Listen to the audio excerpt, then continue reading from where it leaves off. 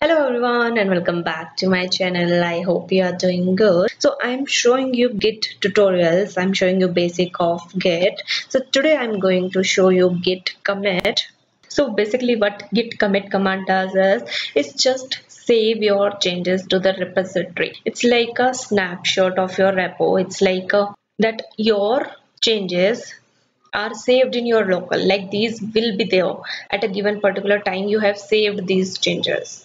So commit basically stores the current status of your project. So let me show you documentation. Here you can see it also says record changes to the repository, and here you can see the syntax, it's git commit, and with that you can use all these options. Mostly you have seen that git commit and there is a message with that. We use message so that if we are seeing any commit after a period of time, so we know that what we have committed in that commit. So you can go through the documentation. So I'll be showing you through code. So I have already shown you git init and git add, so you can go and watch those video as well. So I'll provide the link in the description as well.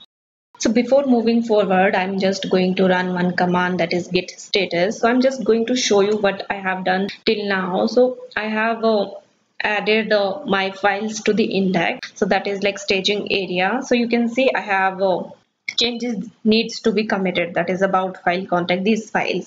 And one file you can see list.php is not added to index, that is staging area. So I'm just going to add git add dot, and now you can see git status. So list.php is also added to our index. So now I'm going to run my git commit command.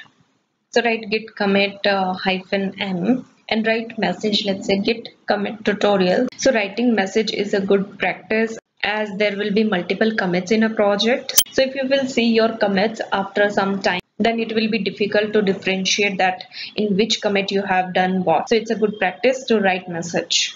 So run the command and you can see 4 files are added to your this commit. So let me change something in list.php. Let me write git commit, and now I'm again going to commit. So write git commit, and I'm just going to commit a particular file because I have just changed list.php file. Write list file, and after that specify file name. So you can see one file changed and 3 instruction.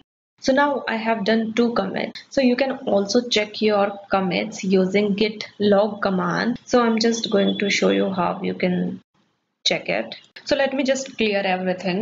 So now write git log. So now you can see it's showing 2 commits, as first one is git commit tutorial, and after that list file.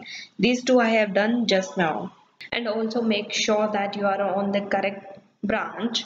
So you can check it using git branch command, that will tell you all the branches and your current branch, that on which branch you are currently active. So git provide by default main or master branch, so just check it once it's a main or master branch. And one more thing I want to clarify here is that mostly people like get confused in that if you are having same repo in your server and same repo in your local, so if you will commit your changes here, that they will reflect in github or gitlab gitbucket as well. But so local repo and server repo both are different.